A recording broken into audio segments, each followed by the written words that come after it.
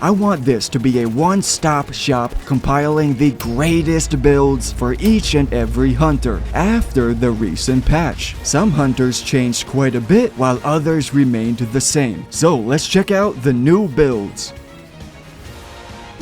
Now for Vex, we have the Burning Titty Twister. This build is a bit of a complex concoction, but listen, it is totally worth the effort. You legitimately become A-class hero, Death Gatling from One Punch Man. You start with your typical Bloodshot sniper build using Undead Eye class mod, boosting Bloodshot ability, right? And this build focuses on sniper rifle critical hits. That's the foundation here, sniper crits. Well, with this cheeky little interaction using the Affinity XL, we have a smorgasbord of sniper critical hits, transforming this sniper build into a damn Gatling gun build, firing 100% critical hits. What you need is the COV enhancement with duct tape. 100% chance to deal critical hits while a COV weapon is overheating. And well, our Affinity XL lives in overheating. He loves it. He be eating overheating for breakfast. So now we have ourselves an absurd synergy, making every shot a critical hit. Damn near 300,000 damage per shot, while firing at the speed of a fucking jackrabbit on crack. So your DPS is in the goddamn stratosphere. And dude, if you can find a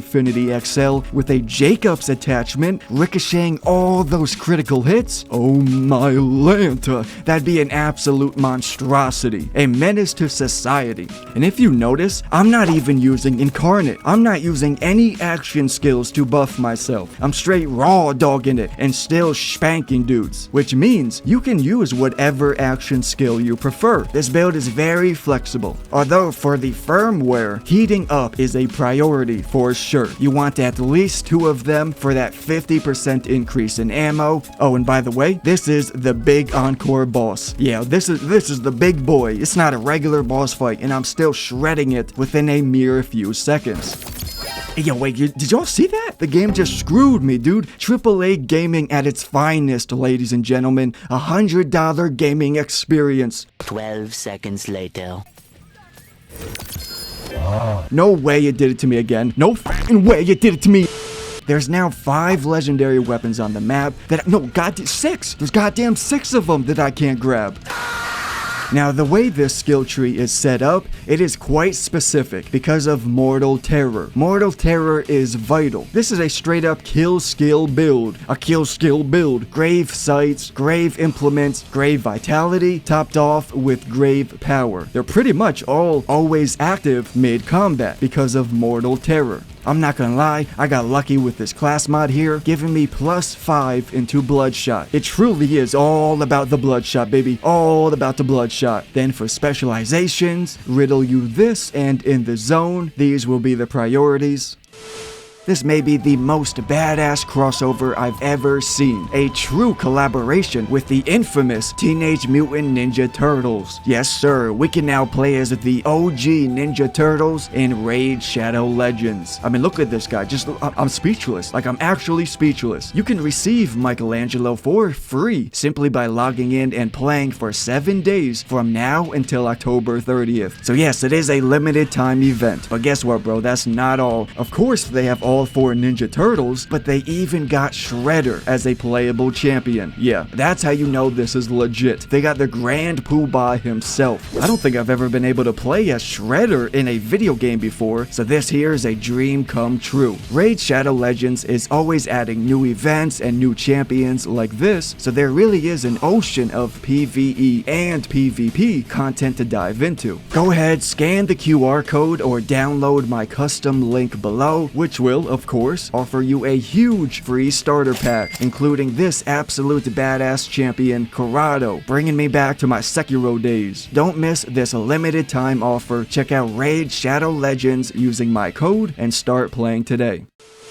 Now, before we get to build number 2, listen, if I start to showcase a build you think you already know, hold up.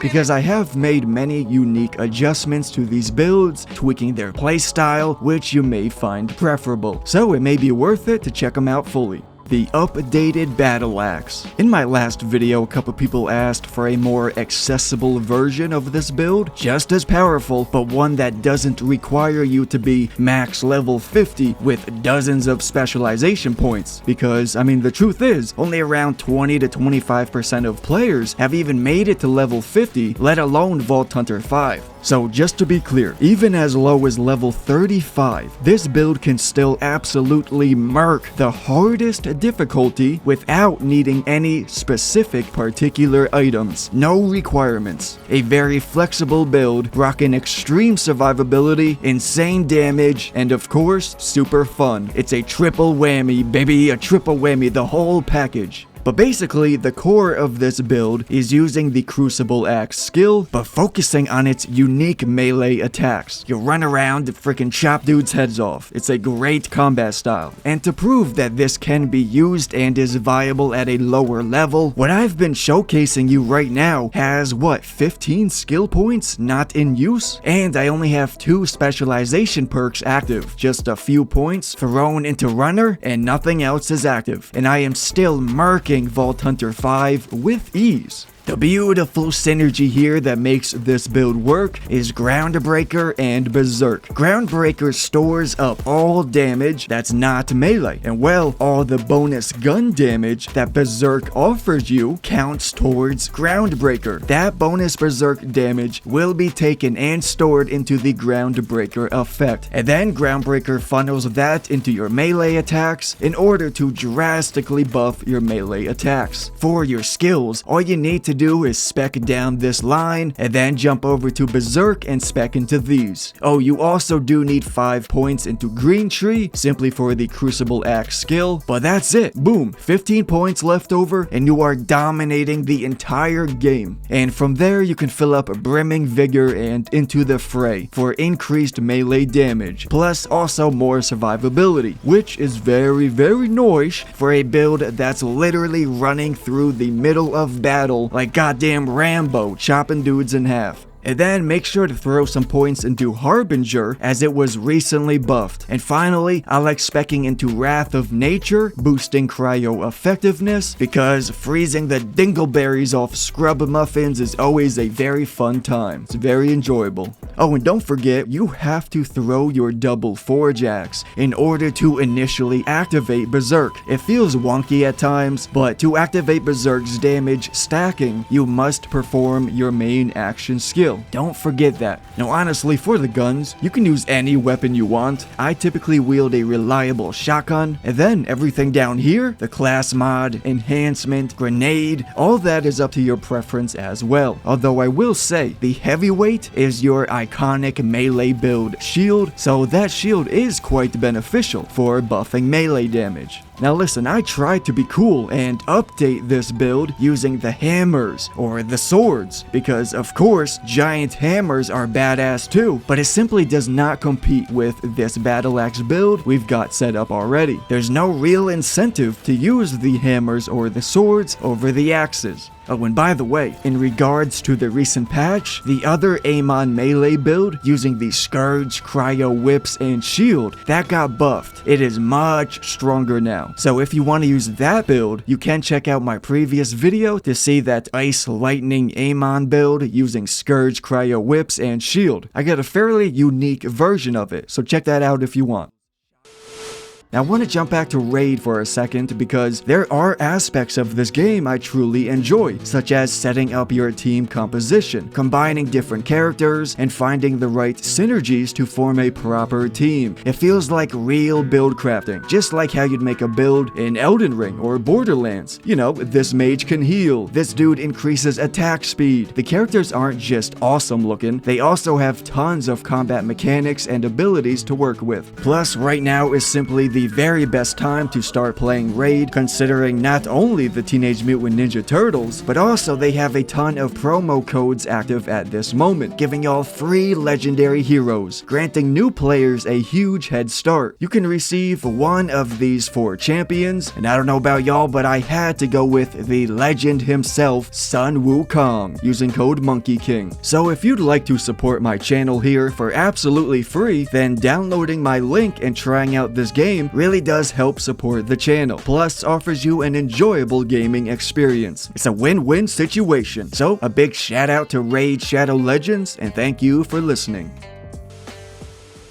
But now let's dive into the Raging Raijin. Now I believe this is Rafa's greatest build because of one main reason. It's very flexible and has a ton of potential for creativity. Whether you prefer Jacob's rifles or rainbow shotguns or straight mollywhopper underbarrels, you can use whatever you want and still dominate. I mean, this footage right here is from Big Encore, by the way. This is from the Grand Poobah, the Super Saiyan Big Encore version, and we are still spanking him.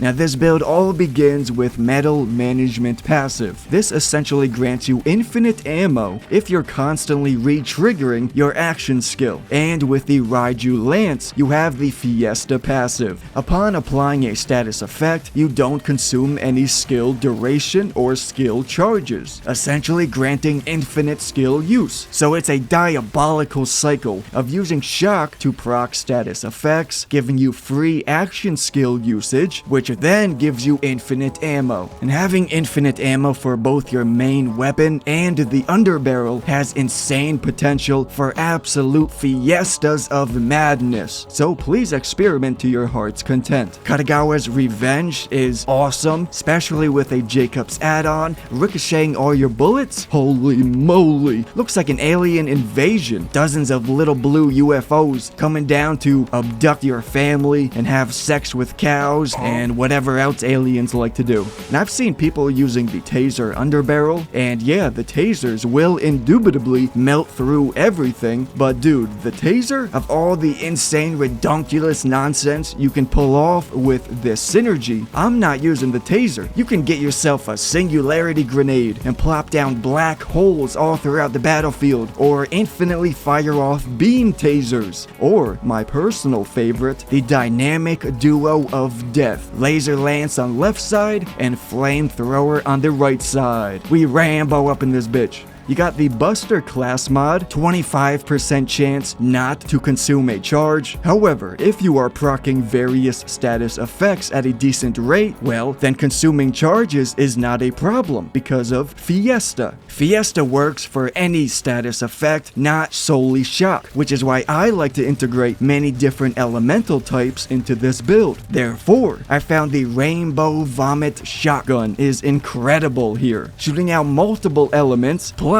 it's Jacob's, so all of the bullets are ricocheting. Plus I got lucky, and my rainbow shotgun has corrosive, incendiary, and shock. And that right there is the best trio combination you can possibly get. That's the holy grail. But back to my point, we don't need the Buster class mod since we'll be proccing status effects enough to constantly activate Fiesta. Therefore, Dancer class mod. That's gonna give you the maximum benefits. Double up on all your overdrive bonuses. Dancer class mod, baby. Now for your skills, this gotta be the most scrumptious passive ability I ever seen. Shock and Awe. Turning this into a 100% critical hit build, what the youngins like to call an infinite crit build. What's important are these skills down here. You definitely want these specific skills. And by the way, don't forget El Catrin. This heavily buffs your lance. Like heavily, man. You should always be sliding up to the enemies before you whip out your shock lance. Always slide right up into the enemy's booty first, before you murder them. It's only polite, it's good manners.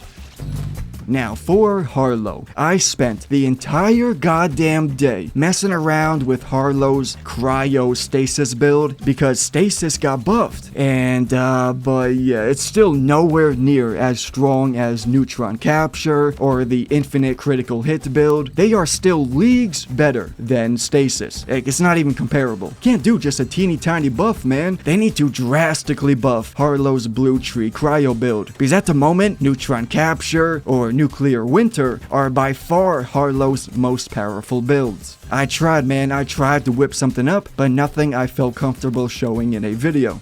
And now it's your turn, my fellow jabronis. Please comment down below what your favorite build is and what are your thoughts on the recent patch. Drop a fat like on the like button and subscribe for more awesome content. I thank you very much for watching. I truly appreciate all of you, and I'll talk to you later. Stay golden.